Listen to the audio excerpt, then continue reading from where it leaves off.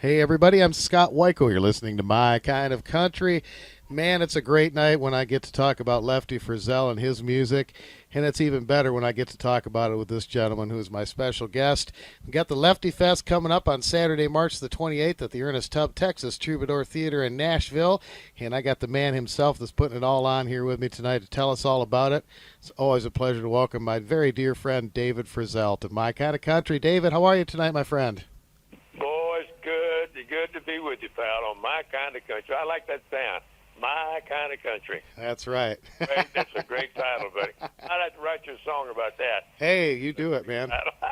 Yeah, so everybody doing good, the family doing good out there. Mine is here, and we're really looking forward to doing this Lefty because I always enjoy doing a Lefty show because I get to do Lefty songs. There's not better songs in the world than that. Well, you're right about that. So I get a chance to jump up there and do. If you got the money, I got the time. If you get mom and dad waltz, oh my goodness. So it'll be fun, and we got a bunch of guests coming in. So we'll have a lot of action with that kind of thing. And we got one of the best bands that I've put together that I can recall. These guys are all incredible. You got a banjo even coming in. I ain't got a banjo coming. I thought we might just well fill everything up. It's going to be great. Yeah, I had a friend of mine come over to my studio not too long. Well, I guess a few years back, and there was a banjo and 3 mandolins and a stand-up bass, and we did 3 Lefty songs with that right there. We did Always Late, like really up tempo, and that banjo was just a flying. So we're going to do that particular one on the show with the banjo coming in. Oh, that's so great. It'd be a little bit different. Always Late than you've probably heard before. Oh, that'd be great. Yeah, so I think, if I'm not mistaken, Ronnie Reno, you recorded that with Ronnie Reno, right? Ronnie Reno, love Ronnie Reno, and yeah, we did. He played. Actually, I sang the song. He played mandolin on it with 2 other guys, and then he came in and did some harmony with me on the song. Yeah. So there's just so much fun. You know what?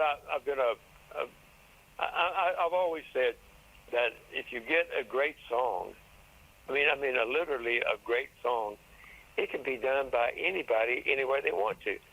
A great song is a great song no matter how you do it. And it just proved it outright to be true then when we did this. We did 3 songs of his bluegrass style. Oh, yeah. Just, knocked out. Now, in fact, if you hadn't got them, I'll send them to you.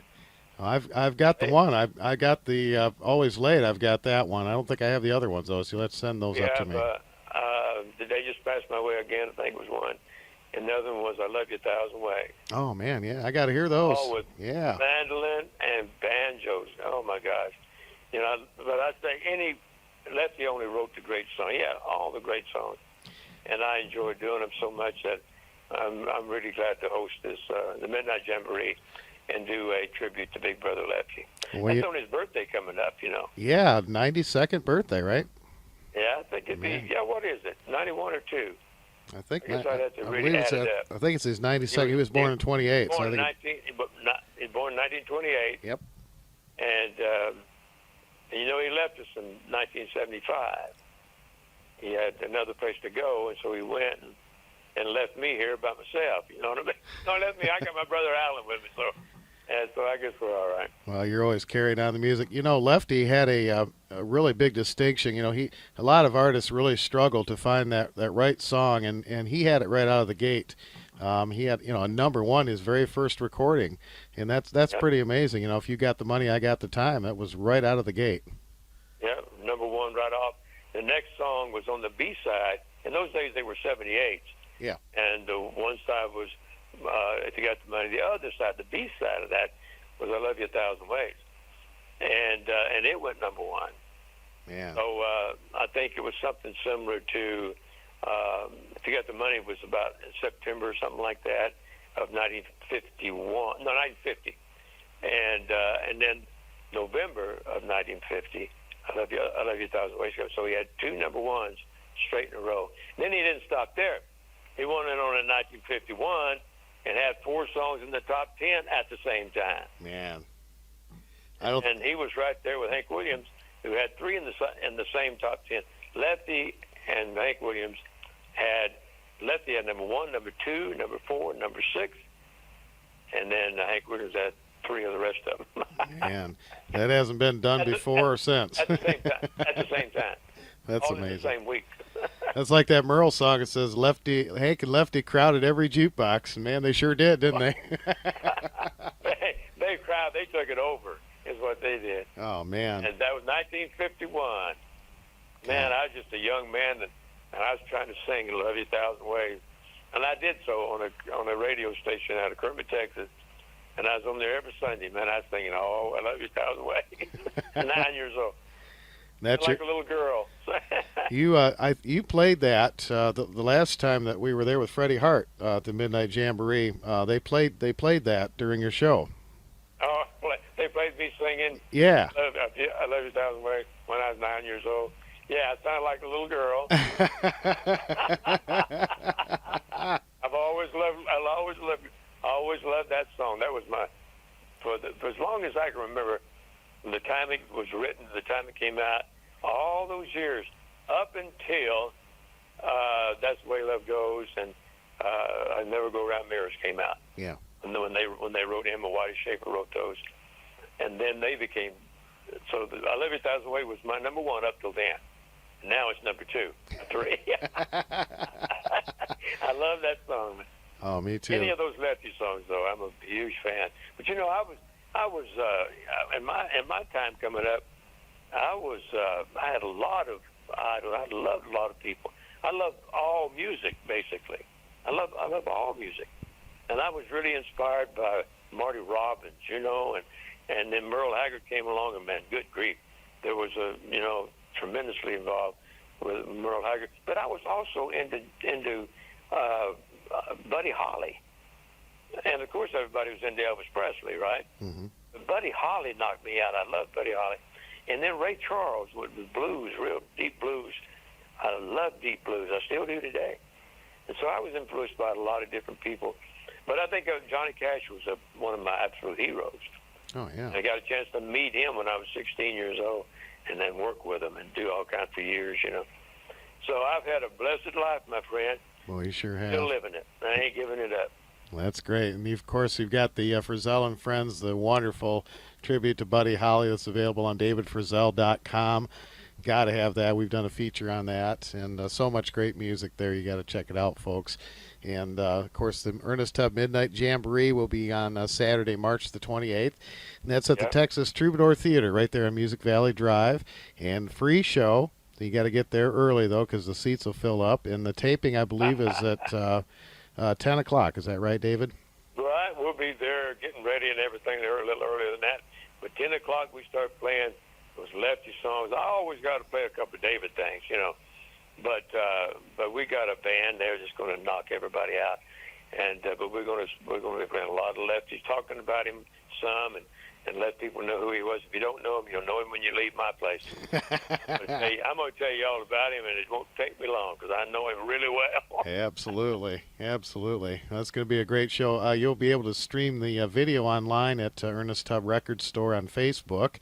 And, of course, at midnight, the WSM radio will broadcast the show in its entirety as well. So you got several ways to tune into that, folks, and get there if you can. Because, man, it'll be a great show. David, who have you got coming on the show with you? Do you know? Yep. Well, I think there's several people coming up. One is Cagney Frizzell, my brother Alan's son. He was really making a big dent in this country music business himself right now. So I'm really hoping he'll come out and maybe sing a duet with me or something. We'll sing a Lefty song of some kind, and we're really thinking about California Blues, which is an old Jimmy Rogers song. Yeah. And we're really thinking about that. But it could be anything because this Cagney, he is really, really something. And people could get a chance to meet him and tune in and hear him sing because he's just great. He's just a young kid, young guy. Reminds me of myself when I was his age. When I was running around with Brother Lefty. 1959, I was running around with Brother Lefty. First time I came to Nashville, I think, was about 59. And the first time I went to the Grand Ole Opry, my brother Lefty took me to the Grand Ole Opry, February 1959. And we went there, and Marty Robbins was on. Oh man, I got a chance to meet Marty Robbins, and what a time that was. He's a a great Marty Robbins is. I'm saying. Oh yeah. And then Ernest Tubb was there, and I got a chance to meet Ernest Tubb. Then we went from the Grand Ole Opry, the Grand Ole Opry thing. We went over to Ernest Tubb's Midnight Jamboree he had that night. So he's had this Midnight Jamboree, the show, going for all these years. I think it's like 50 or 60 some years that thing's been going every week. And I've hosted it a lot through the years, and I'm hosting it again on the 28th for my brother's birthday party. So what a deal. Oh, absolutely. And I got to thank David McCormick for keeping it going for all these years. And what a wonderful place. And it's a free show. I mean, you just can't beat that. There's been some awesome entertainment come through those doors. I don't know how David's done it all these years, but bless him for doing it. Absolutely. Because, he's one of the great, great people that I know in country music. And he keeps that show going every week. And I remember one time he said, David, I don't know why you don't do this every week. He said, you just come on over here every week if you'd like to. I said, well, man, I thank you for the invite, but I do have to go out and sing to some other people. Well, he knows you packed the house. I'll tell you what, that was standing room only last time I was there with you. You know what? It is that way. It seems like, I don't know if it's that way for everybody. I hope it is. But it's always been that way for me. Knock on wood, and God bless it, Amen. Well, you got the good songs, too. And, man, I tell you, the Lefty Bear Family box set, that's incredible. And I know your audio book is included in that, too, right? It is in there, and when I got when I got his book, when I wrote my memoirs of Lefty, and it's kind of like a biography of Lefty, and I put it out some years ago, and it was a CMA Book of the Year. And it just made me feel so good that other people liked it. And if you read that book, you can learn almost everything you ever wanted to know about Lefty. And I like the book because it tells you everything. But I also did an audio book, and it's the same book. Only thing is that you get to hear Lefty sing in it. It's a little different because you get to hear Lefty sing, and it's a story about a music man, and you aren't be able to hear him sing. So I like the audio book, but the main thing, I guess, is the main I Love You 1,000 Ways story of Lefty Frizzell. And but it was the book of the year, so I enjoyed that. I'm still enjoying the thought of that. People just want to know a lot about the guy who got it. A lot of it started. He was one that came up with the honky tonk music, with that honky tonk piano, like Pig Robbins plays. Boy, Pig Robbins can play. Oh man. Oh man, I've invited him to come out to the show. So I hope he comes out and plays piano for me that night. Oh, God, that'd be great. We'll see. Yeah, that would be great. Jeannie C. Riley and I have gotten to be really good friends, and I don't know if you realize how big of a fan she is of you and Lefty. And she is, isn't she something? Oh, man. She is absolutely something, isn't she? She absolutely loves you guys. Well, I sent her a copy of the audio book, and I'll tell you, she called me, and she was about crying. She was just absolutely loved that book. And I was out in Texas, real close to where she's from, and I missed her when I was out there. But I've always wanted to get with her to say hi to her and just hug her neck. You know what I mean? Yeah. She's an incredible lady, and I met her a bunch of years ago and stuff. But to think that she likes me and Brother Lefty, it makes me want to just hug her up. You know what I mean? You betcha. Well, you were telling me you're working on a screenplay too for a Lefty movie. Well, you know what? Since I wrote the book, I started writing. I thought after I wrote Lefty's life, and then I got through with it, I kind of stepped back a little bit and said, well, what else can I do? I got to do something else with this, So I started writing screenplays. So I wrote 4 screenplays, actually. And I wrote them, it's the same story, but just a different way of putting the scenes in there, different way of telling it, Each one was a different way of getting through the Lefty's story. But now I've got some people really interested in it, and there's a big meeting coming off here not too long from now in Nashville here, which it'll be one of the reasons for the meeting is the Lefty movie. And so I want to have one screenplay. What I'm doing is I'm sitting down here, actually doing that now, actually, and have been doing it here for a while. I'm about halfway through it now. But what I'm doing is I'm taking the best scenes out of all 4 screenplays that I've written and putting them all into one. And Joe's helping me with it. Bless her heart. She's got an app of some kind. I can't remember. I can't remember the name of it. But it's a special app written for screenplays. Wow. And she's doing all the other stuff. Like what I like about it is I write the screenplay, and then I might, maybe one of the scenes, I might shorten the scene a little bit. Maybe just have them say a few little things and maybe go to another scene. But what I actually do then is write like when Lefty got in a fight one time. I put it in the screenplay, but I put it in where Lefty and this guy had an altercation, just so they didn't agree on something. So then I went on. But in a note I put for the director, I wrote the whole fight scene. I wrote the whole thing. Lefty hit him with a left hook, died, down he went. I wrote the whole thing. So for a director, I put it there for a director's note. If the director wants to make that scene into something bigger, then here it is. So this is actually what actually happened. And I tell you what, I was out there a lot with Lefty. I was out there a lot with Lefty back in the day, and I was with him. I was with him for 4 years straight. Never left his side. Anyway, I've seen him in a lot of different little fisticuffs, and I tell you what, really one of the things I remember the most is I remember him swinging once, and that was the end of it. I didn't see any. I said, well, what else is going on here? He hit him one time, bam, that was it. He had such a temper on him. But what was great was when he wasn't upset or mad or anything, he was the greatest guy in the world to be around. He was more fun. He could make something fun out of anything. It's just anything come up, anything happen, he'd make something where you could laugh about it. He was an amazing man. Even playing golf with him was an absolute occasion. Scott, you should have been there. You would have loved to see that. Well, I'll tell you. I'll have to imitate him one time when I'm really sure what he did. When he was playing golf, oh my God, it's still funny to me. But just being around him and especially anything really serious come out. I was with him in 1959 when Buddy Holly and the Big Bop and Richie Valens got in that airplane and didn't make it out.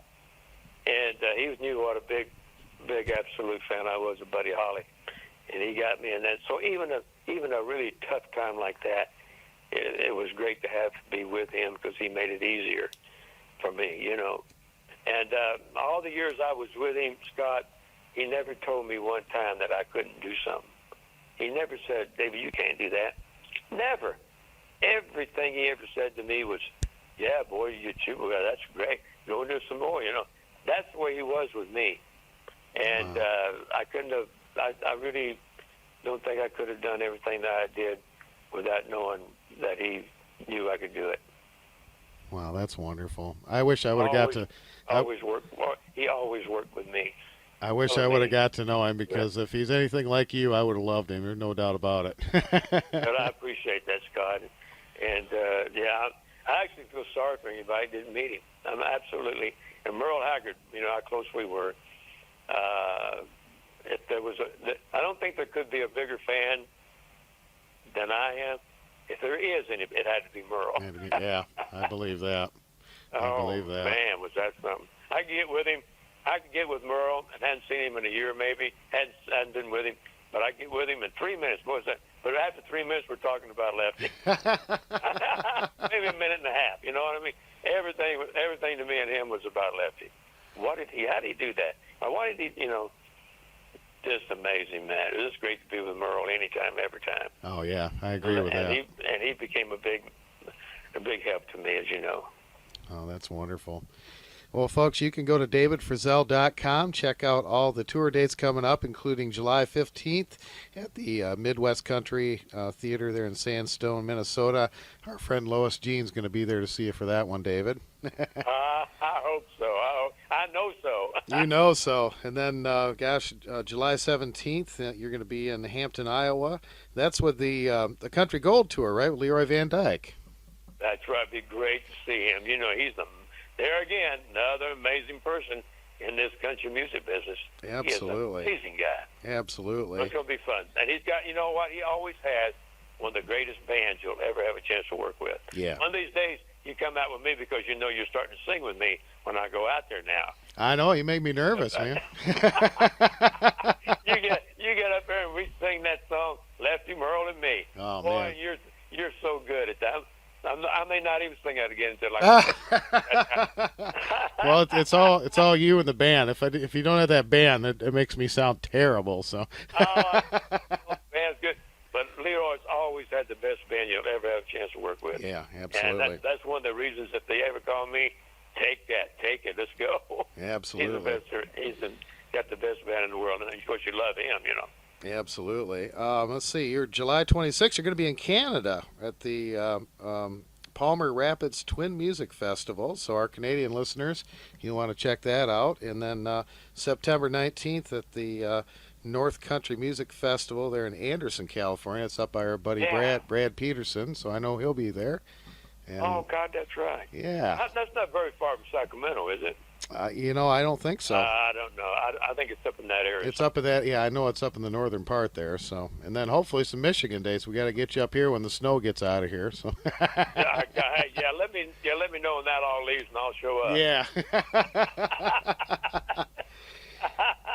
Well, we're going to play some of Lefty's great songs, and David, I'm going to pull out some interesting songs from you tonight. I'm going to kind of surprise you and our audience. I've got a song here from 1973 that you did on Capitol Records. It's called Jesus and Joe. Do you remember that one? Oh, I wrote that. I know you did. God, I don't remember anything about it though, but I remember writing it. Jesus and Joe. Man, how come I don't have that? Well, I'll have to get it. I'll have to get you one. By gosh, I got it right here. We're going to play it tonight. And you also did a stellar version of "Murder on Music Row." Oh, that's right. You know what?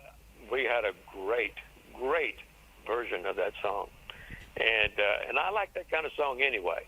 Yeah, absolutely. We had a great band. Oh my God, we had Reggie Mack come in. We had some of the great people on that song.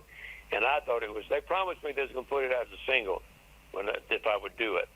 And so I did. And so I came in and did it. And, man, it turned out. And they did put it out real quick, but I think it was jerked off there because of a couple other guys did it. Yeah, Alan Jackson, George Strait did it, yeah. So mine kind of took the back seat after. Nobody even knew they were going to do it. If we'd have known it, we wouldn't have even done it. You know? But I'm glad I had a chance to sing it because it's a great song. Well, we're going to play that tonight, and that's on a great collection. It's on Gusto Records. You can pick that up, folks. Oh, wow. Fantastic music on there, and we'll play Lefty, Merle, Me. I got a live recording of you and I doing that song in Muskegon, Michigan, so we'll play that for the folks tonight, too. Play that thing and take an encore. And I can't wait till we do it again, man. It'll be a blast. Looking forward to seeing you as always. Buddy. You know, I like the song anyway, but it has a lot more fun in it when you're doing it together. Well, I appreciate it so much. And, folks, again, please make plans for the Lefty Fest at the Ernest Tubb Texas Troubadour Theater. That's in Nashville. It's going to be on Saturday, March the 28th, 10 o'clock Central Time. And make sure you get there early and get a seat and clap loud because you'll be able to hear yourself on the radio that way, right? You know, I get a chance to go in and host that show, and then usually we go and maybe have a little bite to eat someplace. But on the way home, driving home, I listen to the show. There you go. Hey, that's the way to do it. That's the way to do it. Great. It works great. I'm not used to hearing myself that much, so once in a while I get a chance to do it, and I thought, boy, did I hit a bad note there? I better work on that area right there. Yeah, it's a lot of fun. A great life in country music, man. That's my life because it's been absolutely unbelievable. Ran into some of the greatest people absolutely in the world, and you are definitely one of those. And then to be married to my wife Joanne, she is the one that keeps me going. Well, in every sense of the word. She is wonderful. And I'll tell you what, she is such a master of taking care of everybody, and you don't even realize she's doing it. You know? I don't know how she put up with me all these years, but she takes care of me. And everything we do, she takes care of it. I don't know how she does it.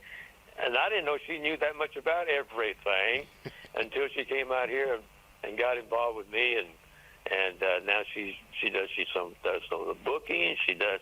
all the paperwork because I can't do any paperwork. And sometimes she'll let me know where we're going, what we're doing. But most of the time, it's when we're getting ready to go. I'm on like no basis, you know. But she's the best, and I don't tell her that often enough. So I'm telling you now. Absolutely. Well, I echo that, and I know that Sarah and Merritt will say the same thing, and they say to tell you hi, and they love you too. By gosh. Oh, they're incredible. My goodness gracious, you're one of those lucky people too. Oh man, and you know it though. I know it. I don't have to. Amen to that. Absolutely. Well, thanks for having me on, pal. Oh, always, buddy. Thank you so much for taking the time, and I'm looking forward to seeing the show. And folks, please check it out. And David, stay in touch with me, and anything you got going on, let me know, because you know I'm here to help you get it out there. You're the best, buddy, and I'll talk to you soon, and thanks for everything you do for us. All right. Here is some great music from David Frizzell and Lefty Frizzell. And by gosh, we're going to play some Jimmy Clay Frizzell and some Alan Frizzell in there. We're going to play all sorts of great Frizzell music for you as we continue with My Kind of Country. David, thanks again. Thank you, buddy. See you soon, Scott.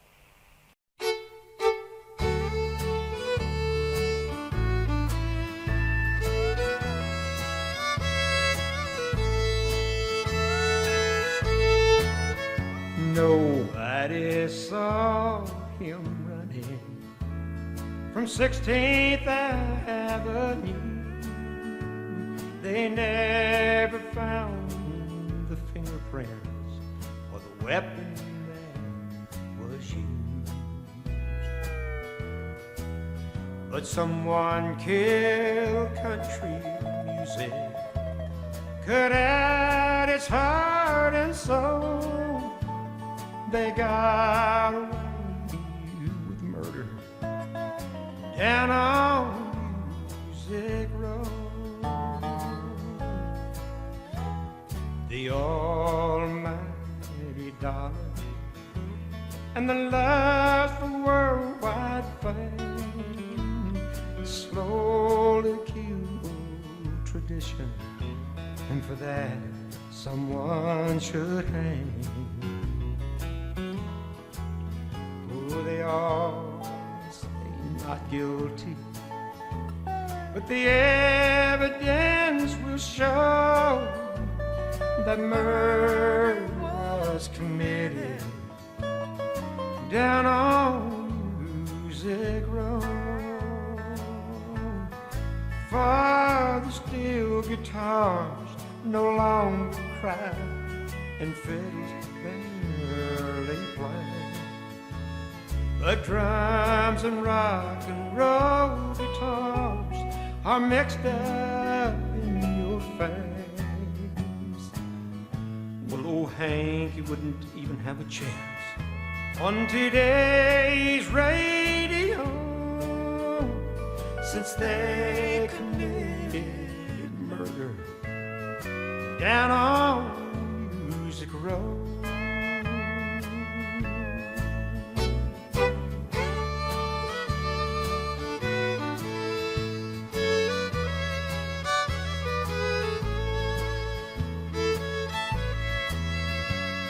They thought no one would miss it once it was dead and gone.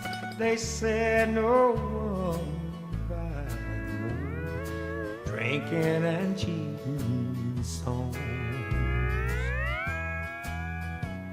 Well, there ain't no justice in, and the hard facts are cold.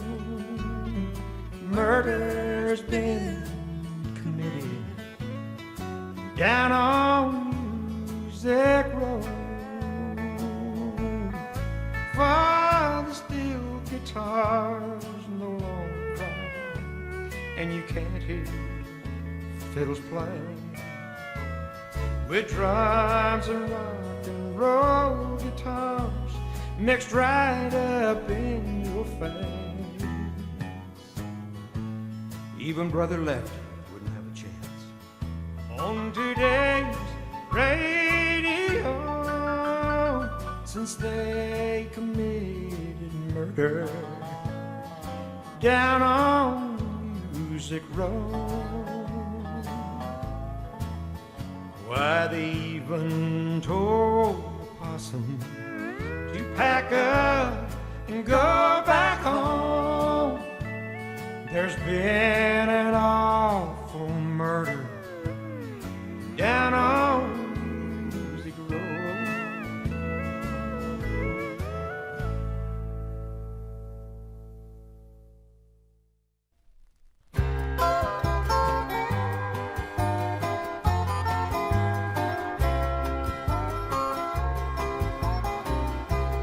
Hello, friend. Hey, it's good to see you. You look like someone that I should know. Sorry I didn't hear you come in. What was your name, my friend? Okay, I'll call you Jesus, and you can call me Joe.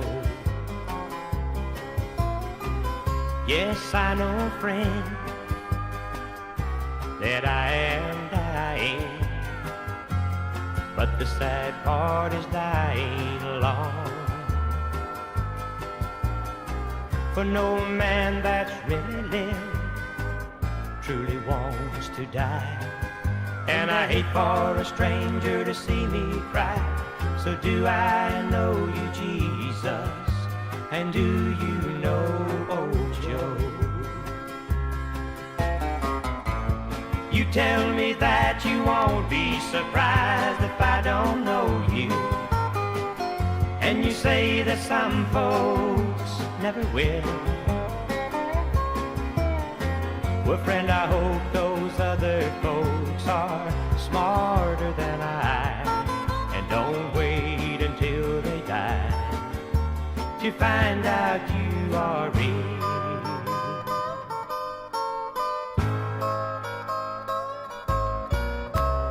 I thank you, friend, for being here with me as my life before my eyes unfolds. If I had the chance to live my life again, you know I would live it with you, my friend. Yes, I know you, Jesus, and I hope you know old Joe. Yes, I love you, Jesus, and I hope you love old Joe.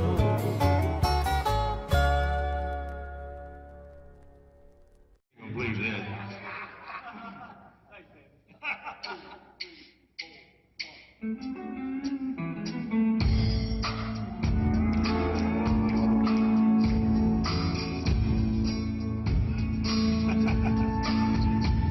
I cut my teeth on the horn and sleigh with your kisses. Mom and Dad